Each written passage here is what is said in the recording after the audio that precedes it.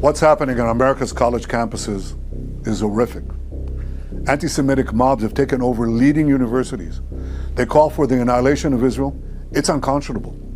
It has to be stopped. It has to be condemned, and condemned unequivocally. When Netanyahu demanded that the protests against Israel be stopped, the U.S. government complied because our members of Congress have all been bought and paid for with tax dollars given to the American Israeli Political Action Committee, known as AIPAC. AIPAC openly brags about this on their official website because they don't have to register under the Foreign Agents Registration Act, which requires agents of foreign principals to register and provide transparency. Beginning in 1962, they were known as the American Zionist Council, and President John F. Kennedy was ordering them to register as a foreign agent. Along with members of the U.S. government, the Zionists fought against this. In October of 1963, forms were prepared for them to register, but the next month, JFK was assassinated, and Israel has never been asked to register since. 4 years later, Israel attacked the USS Liberty, murdering dozens of Americans and injuring over 100. The U.S. government helped them cover it up as an accident.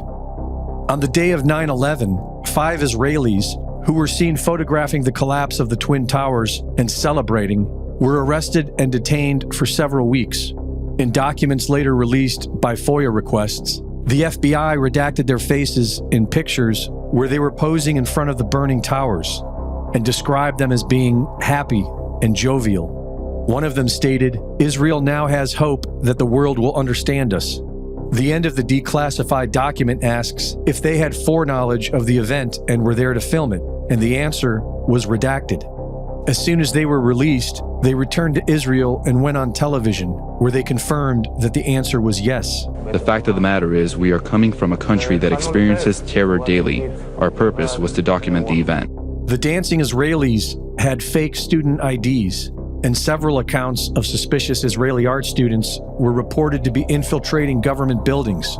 Over 100 of these Israeli art students were arrested.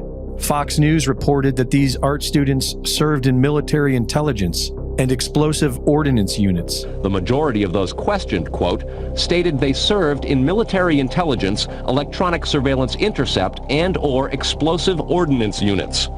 In March of 2000, several of these Mossad art students were living in the World Trade Center as part of the World Views Artist in Residence program.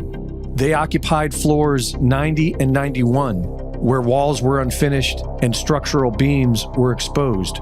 A member of this group of artists, Hanan Sarfati, was arrested by the DEA as part of the Israeli spy ring.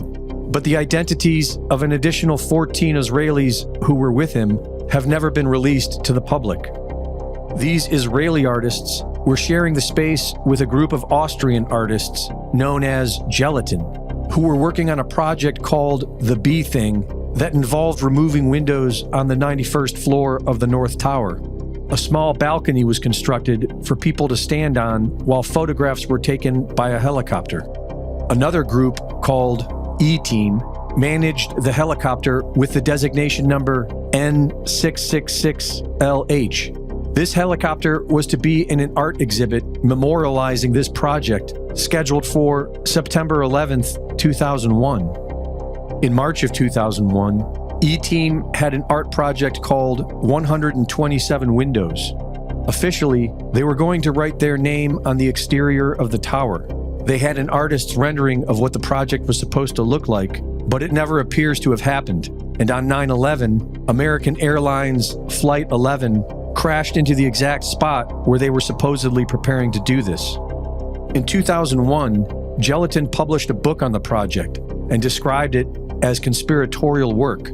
It includes a drawing of someone falling headfirst from the 91st floor with the words, 300 meters of pure pleasure. Gelatin was originally spelled the same as the explosive, but was officially changed in 2005. And the 9/11 Commission report does not mention Gelatin, E-Team, or any of the Israeli Mossad art students. Reporting for InfoWars, this is Greg Reese.